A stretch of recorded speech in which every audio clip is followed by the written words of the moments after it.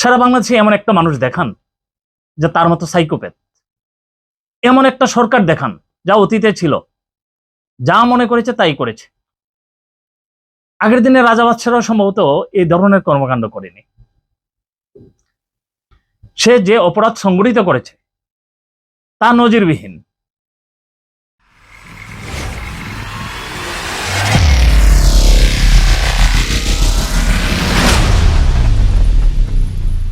সুপ্রিয় বন্ধুরা, শুভেচ্ছা নেবেন। আজকে কথা বলছি আমি মানবতার বিরুদ্ধে অপরাধ যা সংগঠিত হয়েছে বাংলাদেশে তা নিয়ে। শেখ হাসিনা আসলে এমন একটি মানুষ যার কথা মনে হলেই আমাদের ভিতরে ঘৃণারই উদ্রেক হয়। সারা বাংলাদেশে এমন একটা মানুষ দেখান যে তার মতো সাইকোপ্যাথ, এমন একটা সরকার দেখান যা অতীতে ছিল, যা মনে করেছে তাই করেছে। আগের দিনে রাজা বাদশাহরা সম্ভবত এই ধরনের কর্মকাণ্ড করেনি। সে যে অপরাধ সংগঠিত করেছে তা নজিরবিহীন। সুস্থ মাথায় সাঙ্গপাঙ্গদেরকে নিয়ে মিটিং করে সে গুলির অর্ডার করেছিল। বন্ধুগণ, এটা কি কখনো কল্পনা করা যায়? এবং একটা বিষয় আপনারা খেয়াল করবেন যে তাদের মধ্যে কোনো অনুশোচনা নাই। এই যে অনুশোচনাহীন একটা মানুষ এবং তার সাঙ্গপাঙ্গরা, এদেরকে কি বলা যেতে পারে? মানুষের পশুবৃত্তি থাকে, কিন্তু এতটা মানবতা বিরুদ্ধ পশুবৃত্তি এটা তো হতে পারে না। ব্যক্তিগতভাবে মানুষ অনেক কিছু করতে পারে, কিন্তু শেখ হাসিনা সারা দেশের প্রতি যুদ্ধ ঘোষণা করেছিল। প্রথমে হচ্ছে কোমলমতি ছাত্রছাত্রীদের বিরুদ্ধে, তারপর সমস্ত জনতার বিরুদ্ধে। তার সাথে যে 14 দল ছিল এদের বিচার হবে এবং স্বচ্ছ বিচার হবে।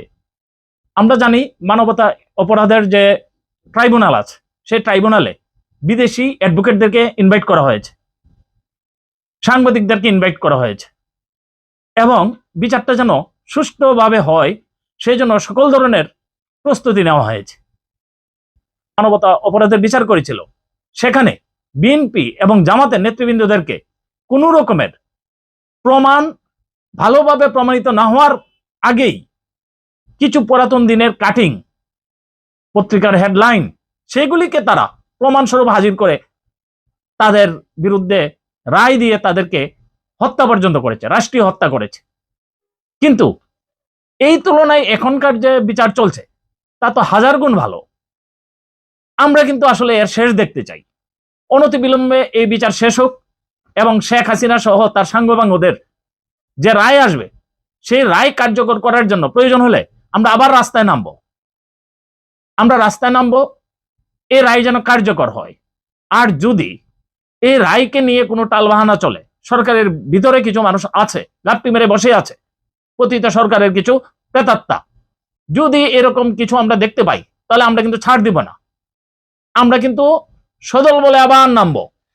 আপনারা 18 কোটি মানুষ যাদের বিরুদ্ধে শেখ হাসিনা যুদ্ধ ঘোষণা করেছিল, এই 18 কোটি মানুষ আপনারা বেরিয়ে আসবেন। মায়ের ডাকে সংগঠন, আপনারা বেরিয়ে আসবেন। এই বিএনপি সালাউদ্দিন কাদের চৌধুরী কি যুদ্ধ অপরাধী ছিল? কখনোই ছিল না। এই যে দিলওয়ার হোসেন সাইদি, এই সাইদি হুজুর কি ছিল? কখনোই ছিল না। এবং অন্যান্যরা যারা আগে এই যুদ্ধের সময় তারা দ্বিমত পোষণ করেছিল, শুধুমাত্র এই দ্বিমত পোষণ করার জন্যই তাদেরকে হত্যা করা হয়েছিল। এবং এটা ভারতের প্রেসক্রিপশনে, আমরা কিন্তু ভুলে যাইনি। সারা দেশের এমন একটা মানুষ বের করেন যে বিশ্বাস করে না যে ভারতের প্রেসক্রিপশন ছাড়া তাদেরকে হত্যা করা হয়নি। কথিত আছে যে শেখ হাসিনা নিজেও নাকি চান নাই, কিন্তু ভারতের চাপে পড়ে সে কাজটা করেছে। পরবর্তীতে সে দানব হয়ে ওঠে। সে দেখছে এদেরকে হত্যা করার ফলে কোন রকমের ক্রিয়া প্রতিক্রিয়া সারা দেশে সংগঠিত হয়নি, তাহলে এদেরকে মারা যেতে পারে। তারপর আর বিচারের ধার ধারেনি, গণহারে রাস্তায় মানুষদেরকে মেরেছে, গুম করেছে। এখন আমি বলতে চাই, বিএনপি এবং জামাত ও অন্যান্য দলেরা যারা তাদের সাথে ছিল, এই 14 দল বাদে সবাইকে এই বিষয়টায় এক কাতারে এসে দাঁড়াতে হবে, একসাথে কথা বলতে হবে, এদের বিচার হতে হবে। এদের বিচারের মধ্য দিয়ে, এদের ফাঁসি হওয়ার মধ্য দিয়ে যদি আওয়ামী লীগ নতুন ভাবে এই শেখ হাসিনার যে পরিবার, এই অভিশপ্ত পরিবারের বাইরে এসে যদি আওয়ামী লীগ আবার স্ট্যান্ড করে, তাহলে এই দেশে আমেরিকা আবার রাজনীতি করতে পারে, কিন্তু এদেরকে ফাঁসি দেওয়ার আগ পর্যন্ত, শেখ হাসিনাকে এই প্রাপ্য বিচার বুঝিয়ে দেওয়ার আগ পর্যন্ত আওয়ামী লীগের কোনো রাজনীতি দেশে চলবে না এবং করতে দেওয়া যাবে না। আপনাদেরকে আমি আহ্বান জানাই, এদেরকে আমরা রুখে দিই। আমাদের সম্মিলিত প্রচেষ্টা এদেরকে রুখে দিতে পারবে। আর শেখ হাসিনা এখন যে বক্তব্য সে পেশ করছে, বিভিন্ন চেকিং করে দেখা গেছে এগুলি আসলে এআই দিয়ে তৈরি নয়, শেখ হাসিনা নিজের। এটা ট্রাইব্যুনাল কিন্তু এটাকে প্রমাণ করেছে।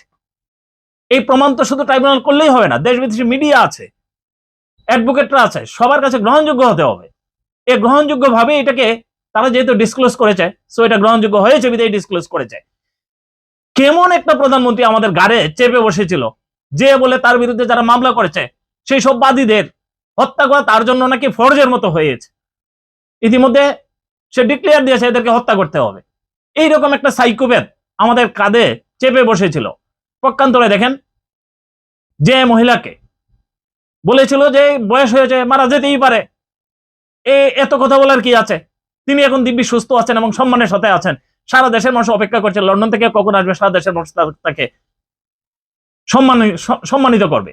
বন্ধুগণ, জামাত যদি কোনো রকমের ভুল করে এবং আওয়ামী লীগকে কোনো না কোনো ভাবে পুনর্বাসন করার চিন্তা ভাবনা করে, তাহলে জামাতকে আমরা ব্যাপকভাবে আমরা বয়কট করব। বিএনপিও যদি সেই সেম কাজ করে, তাহলে বিএনপি থেকেই আমরা, যারা বিএনপি পন্থী আছেন, আপনারাও কিন্তু তাদেরকে বয়কট করা উচিত। কারণ আপনাদেরকে কি পরিমাণে অত্যাচার করেছিল আপনারা জানেন। ইউনিয়ন পর্যায়ের কোন ছাত্রদল নেতা সামান্যতম পোস্ট পদবিতে আছে, তাকে কিন্তু ছাড় দেওয়া হয়নি। এখন কিছু কিছু মানুষ, এই আওয়ামী লীগের কিছু পতিত চিহ্নিত মানুষ, ওরা কি করেছে, তারা এসে বিএনপির ভিতর, জামাতের ভিতর তাদের মুখ দেখা যায়, বিভিন্ন পত্র পত্রিকায় তাদের মুখ দেখা যায় এবং চিহ্নিত সন্ত্রাসী এরা এসে এই দলগুলিতে মিশছে। আওয়ামী লীগ যদি ছাড়তে চায় মোস্ট ওয়েলকাম, ঠিক আছে, কিন্তু চিহ্নিত অপরাধীদেরকে এইভাবে ঢালাওভাবে দলের মধ্যে এনে সাধারণ মানুষের আশা ভরসাকে ভঙ্গ করা মোটেও উচিত হচ্ছে না। আপনাদেরকে আহ্বান জানাই, এদেরকে প্রতিহত করুন। আর যেসব নির্দোষ ব্যক্তিরা যারা আওয়ামী লীগ করতো এবং তারা দলে এসেছে, তাদেরকে ওয়েলকাম জানান, তাদেরকে সামনের সারিতে আনুন।